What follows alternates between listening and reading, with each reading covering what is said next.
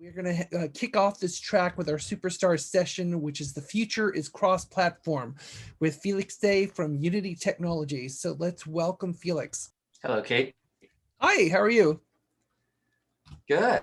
Good morning to you too. I'm also on the West Coast. Yeah, okay. Yeah, so we're doing the morning shift today. So well, great. Well, let's just kind of dive into this. So, Okay. you know, we know that players want to play, they want to come together no matter what system they own. I mean, that's been very clear, including across mobile. You know, in the past, there was a pretty strong divide between games that played on mobile devices, those that played on HD gaming platforms like PC and console. However, we're seeing, especially with games like Among Us and Genshin Impact, there's a lot of success that's been demonstrated through those games that shows that cross-platform can actually work. And we know that this has been something that I think the industry's been striving towards for a long time, for decades. You know, I think I even remember working on some stuff when my Microsoft days back in the early 2000s where we were trying to do this with some limited success. So given that this trend is happening, so let's explore this a bit. So what does multi-platform really mean for developers nowadays? I mean, is it only about porting a game, or is there something more to it? There's something more to it. I would say porting and getting it ready is, of course, a big aspect of making something multi-platform. But beyond that, if your multi-platform component by this point is online multiplayer, right? Like the whole notion of players trying to play with their friends right now is something that is going to be asked a lot more. The development community will need to do more than just creating the content, but also running and maintaining and operating that content. So things like services, multiplayer hosting is one. Having an audio service that can actually support cross-platform is another one. Having crash reporting and solutions that can monitor things cross-platform is another one. So there's a lot of things that I think you could call it like tools and tech that are running behind the scenes, but they are needed for developers to actually find the insights needed to continue to run their services for the players to enjoy playing with not one another. Mm-hmm. So obviously, I mean, Unity has become a strong brand, especially when it comes to scalability. So what feature do you think gives Unity a clear advantage in this space? There's a couple. One is our hosting solution. Our hosting solution is called Multiplay. It's a solution that allows you to use our hybrid scalar technology. So we have a bare metal fleet that we will manage on behalf of developers. So developers don't have to worry about like the complexity of forecasting, like how much server capacity do they need when they launch, when they operate the game. Is my game going to be a hit? Do I need more server capacity, or I have too much? We take care of all that complexities for them. We also are cloud agnostics. So just in case your game becomes a very massive hit and you need bandwidth and server capacity beyond what we already have procured, we infinitely can scale into the multiple cloud providers. So virtually we have, you could say, like the best SLA, the best latency, and the best uptime, because it will take all of the entire internet to be down for us to get impacted. Right. Well, so with mobile games becoming more and more robust, because obviously with each generation of mobile, we're just seeing games that are would be unthinkable, some of them even 5 years ago. So it sounds like you feel Unity's ready to support this level of robustness within the multi-platform environment. Yes, our multi-platform environment, like mentioned earlier, is at the heart of all of the developments that we do. Multiplay is multi-platform. The other service that we offer is the voice and chat service through Vivox, which is also multi-platform. And if you imagine those two hand in hand, those are the core ingredients that you need to support a multi-platform online community. Because when people play, say if you play with, if you play Among Us, if you play Fortnite, a lot of these games require a constant online connection, which is why a hosting server is needed. They also need a chance for the players to communicate with each other as they play it around. So Vivox has a VoIP service. It offers voice if voice is what you prefer. It has chat if chat is something you prefer. So depending on the form factor of the device as well, like let's say mobile, if you're in a busy mobile situation, your OTA connection is not stable, busy environment, or like the game by itself is relatively asynchronous in nature, chat service might be the one you prefer. If you're playing a first-person shooter game, voice chat might be something you prefer. We offer all of those, and those products are multi-platform from the very beginning. That's great. So stepping back just a little bit, thinking about like if there's a lot of mobile developers out there who are thinking like, should I go cross-platform? I mean, what are the challenges going to be? What's the impact going to be? So how would you convince them? So like, what would you say are the main advantages of going cross-platform right from the start, rather than kind of making it an afterthought when the game is done or close to being done? The beauty that I think mobile developers have the advantage of is a lot of HD games are starting to embrace the concept of free to play as a concept, freemium, if you will, another term to describe it, where the game itself, as you basically try it out, is free. But over time, there's a lot of microtransaction that will help support the development community to continue to invest in content. Take Call of Duty, for example, a franchise that I think it is so much associated with hardcore gaming that you wouldn't imagine that they would go free to play, but they did it with Warzone. So there's a lot of titles that basically go in this area. Mobile development community has a leg up because this is what we've been doing all along. So as we do enter the cross-platform arena, I think the expertise that the mobile development community has on live ops, microtransaction, engaging the player, how to make the gameplay through activities and events fun, is definitely a pedigree that will serve them well as they enter the other side. Okay. So so basically, I mean, would you say that given the current state of things, and especially with the tools like what Unity's providing, do you think that the barrier for entry now is lower or very low than compared to where it was maybe even like 2 or 3 years ago? Or is this still an issue for consoles? Or how would you kind of stack up the barrier of entry between the different platforms? Much lower, because for analytics and CRM, for example, Unity provides a solution we call Delta DNA. Delta DNA works for mobile. Delta DNA also works for PC and HD console. So with a single instrumentation, a single product, and a single dash, you can actually manage all your cross-platform releases under one window. You know what's going on.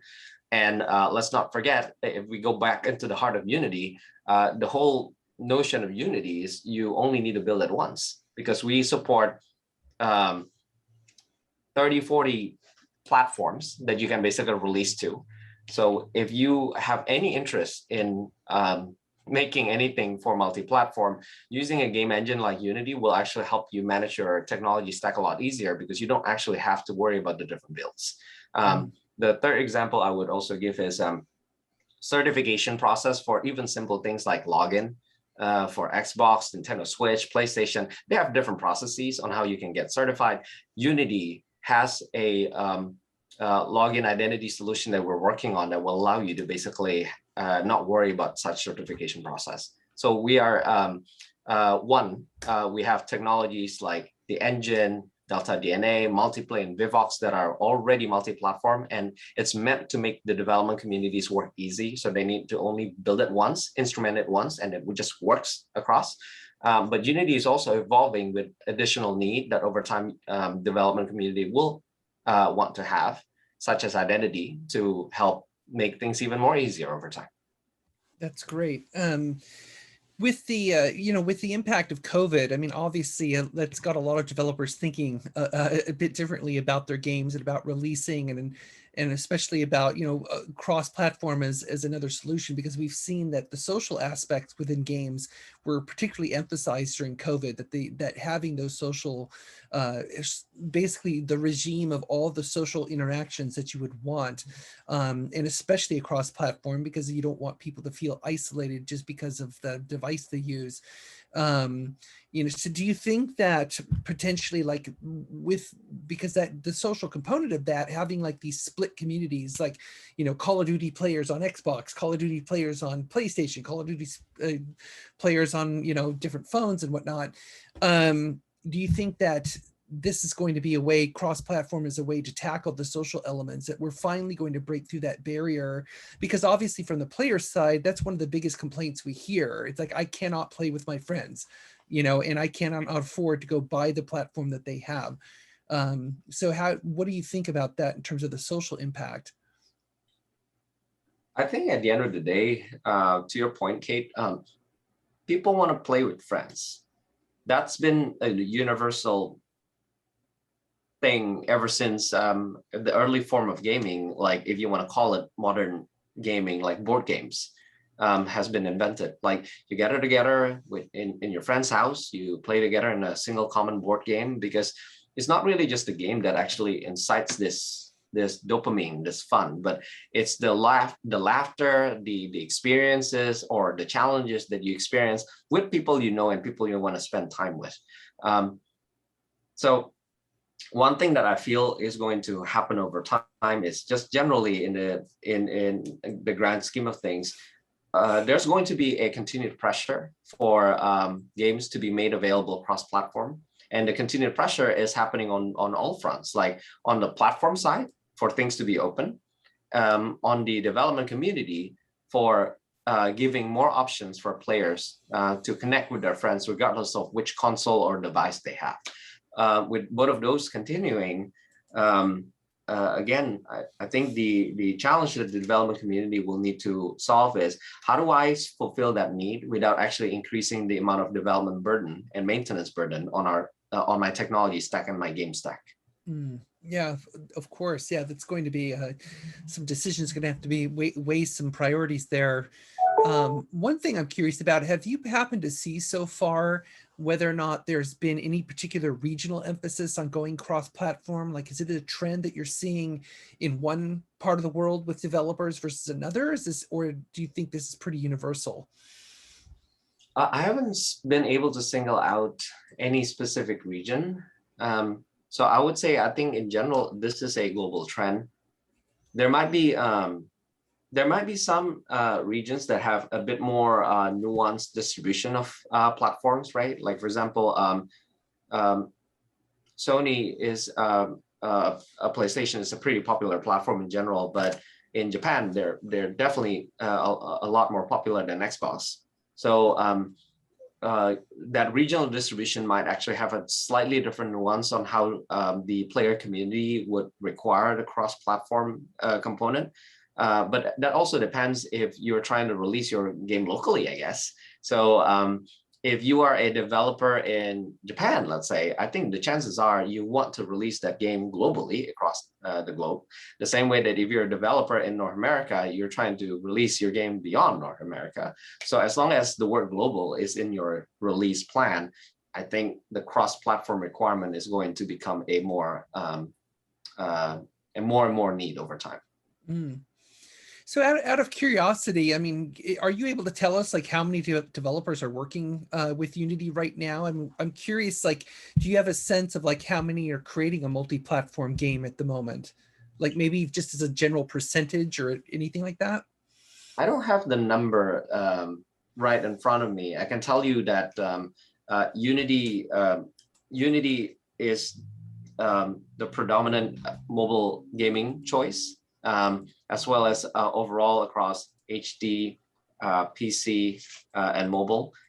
A lot of people are making more and more multiplayer games these days. I don't have the stats right in front of me though. No, that's fine. Well, we have, as we're kind of getting a little bit towards the end, but we do have a couple of audience questions. So the first question is this multi-platform online always on structure another step towards the metaverse? Oh, what a great question. I can't make speculative remarks relating to anything on development that we're doing. But what I can tell you about the metaverse is the metaverse is certainly something that a lot of people are thinking about right now. I do believe that as our digital experiences are becoming more rich, call it interactive real-time 3D, the notion of having an ability to have a metaverse is going to become more and more real. Unity, we are branded as the real-time 3D technology provider. A hosting solution that we have offered in the space certainly will give an opportunity for us to follow the trend if the metaverse is certainly a thing. Excellent. Another question, does the cross-platform approach work in any geography? Is there anything we need to keep in mind when taking this approach? Help me parse that question. Is it so I like think the cross-platform, is that specific to any geographies? Was that mainly the question? Well, I think they're asking, does it work in any region? Is it? Oh, yeah, it works in any region. Yeah. Yeah. And so they basically saying, is there anything they need to keep in mind when they take that approach? And it sounds, it kind of speaks to the earlier question. Yeah, it works in all regions. Yeah. Another question that just came in, how many developers do Unity have on their books at the moment? What percentage would you say are going cross-platform? Oh, we just covered that. Yeah. We just talked about that. So let's move on. Another question that just came in, while the pros are many, what are the cons that we should be wary about from a developer's point of view? I imagine Sony and other platform holders have some ridiculous guidelines, terms and conditions that we have to follow to do cross-platform. Yes, the development burden to do cross-platform is certainly larger. But again, like as I mentioned, you're not alone in this. Unity is heavily investing our technology to continue the cross-platform trend. Many of our core products, if not all of them, are already cross-platform from day one. The Unity engine is cross-platform, Vivox is cross-platform, Multiplay is cross-platform. Those are the three main flagship products that you need if you want to run a multiplayer game, for example. But beyond that, we are also continuing to invest a lot of areas that will help us launch more cross-platform services in the future. Excellent. Well, another question, are there issues with monetization models going across platform? Mobile seems to have very different systems than PC or console, for example. Yeah, we have a microtransaction support, IAP SDK, we call it, that is connected to multiple stores. So that's one area that if you're thinking about supporting your game via IAP, again, linking it into the talk track that I made about the live ops expertise for mobile is something that you can utilize, again, to make development and the upkeep easy and streamlined. Well, as we're closing out here, just briefly, that was all the audience question we had. I am curious. So basically, it sounds to me like Unity is aiming to be more or less a one-stop solution for developers around cross-platform. I mean, Unity's been aiming for that one-stop solution for a long time. So what's the advantage of that to the indie developer, that they're just dealing with one place in order to tackle this? Indie heart Unity. I think that's the thing that if you, but don't take my word for it. Just check it out on public YouTube about the different game engine choices that people have and why people love Unity.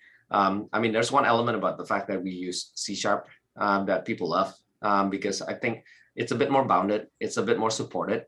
But at the heart of Unity, it's the thing that I mentioned earlier. Like, you don't have to worry about maintaining different code bases. It's just one.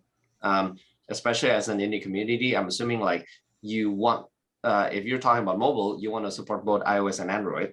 So you don't have to worry about like connecting microtransaction to the Play Store and App Store. Single solution will do both for you and beyond. The code base, the build target, single code base and the single editor will do both for you and beyond. And then let's say, oh, never mind, I want Switch too.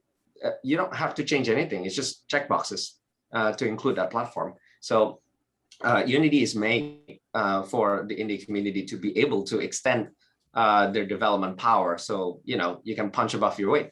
That's the beauty of third-party technology.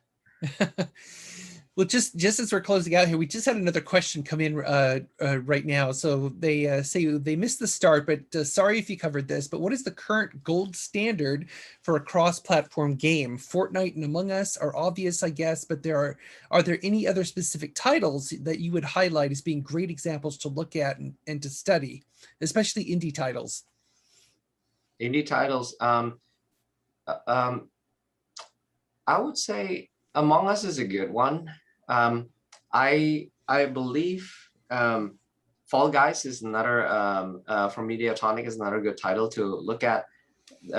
There's a number of good titles out there, but I think ultimately you have this content that you're trying to make.